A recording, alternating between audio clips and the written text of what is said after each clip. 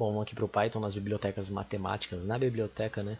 E nessa biblioteca, como o Python é uma linguagem de programação muito boa para contas, você tem algumas coisas escondidas ali na biblioteca do Math.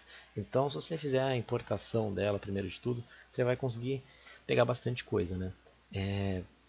Por que eu vou fazer a importação? Bom, por exemplo, se eu quiser definir uma função chamada g e eu falar que ela é o square root de 4, isso quer dizer o quê? G é igual a raiz quadrada de 4, square root é igual a raiz quadrada, ele vai me dar um erro que square root is not defined. Então eu tenho que definir, e para definir ele, eu tenho que fazer a importação de uma biblioteca matemática, que daí ela não define só o square root, mas também define outras funções, como pi, como power of, que é elevado a, e é bem interessante isso. Aí no caso agora, se eu fizer a mesma coisa, g, ele é igual ao quê? É igual ao math, que é a biblioteca que eu importei, square root, no caso, sqrt, de 4, aí se eu der print g, ele vai me dar 2, que é a resposta que eu queria, né? Que a raiz quadrada de 4 é 2, bem tranquilo. O que mais dá pra fazer, cara? Agora eu consigo também, no caso não só a raiz quadrada, mas usar algumas outras coisas que essa biblioteca matemática vem me oferecendo. Eu tenho valores de π, eu tenho o valor do logaritmo e, né, que é o pessoal fala, alguns falam que é neperiano, esse tipo de coisa. E bom, eu posso usar qualquer outro tipo, não só o g. Acho que se eu definir m igual a math ponto square root de 25, que é 5, né? E depois eu der print m, ou se não só colocar m aqui, né, no caso, ele já vai aparecer o 5. E beleza. Eu também posso fazer outras coisas, no caso. Se eu quiser declarar, por exemplo, algum número, né, no caso, se eu quiser, por exemplo, print e eu fizer math e eu usar o floor, que no caso seria o chão, né, o piso, entre aspas, e eu usar um valor, por exemplo, 3.9, e bom, no, você entre 3.9, esse número float aqui, você tem o 4 e você tem o 3.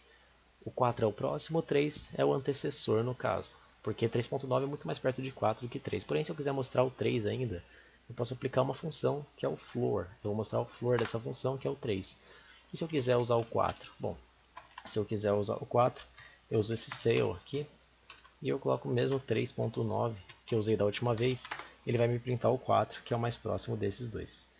E aí, por aí vai. Eu posso usar outros números também e coisa do tipo. Aí, o que eu posso fazer também?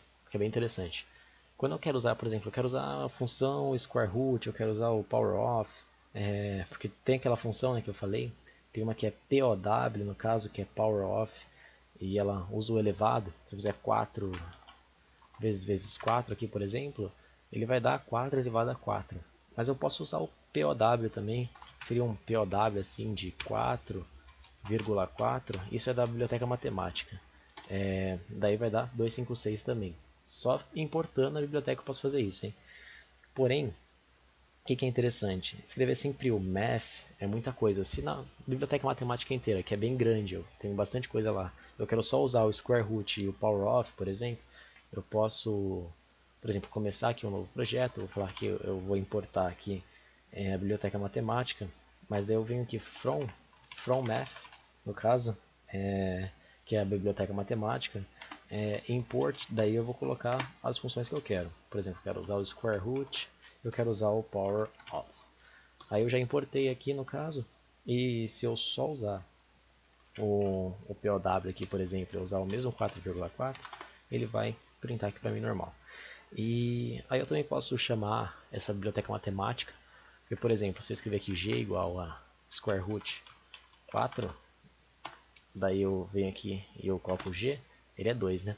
Mas se eu quiser, quando eu for usar, no caso das abreviações, eu não precisar escrever math, eu posso fazer simplesmente import math as m. Aí eu uso m no caso, daí eu, por exemplo, from math, eu uso m, né? From m no caso, agora, from m square root 4, é um exemplo, 2. Então eu posso chamar a biblioteca de m. O pessoal faz muito isso, cara. Tem umas bibliotecas que tem uns nomes bem grandes, eu só chamo ela de A, aí eu coloco A lá e boa. Então isso é bem legal. Só que aqui importou a biblioteca matemática inteira, no caso. Então, basicamente isso, cara. Beleza?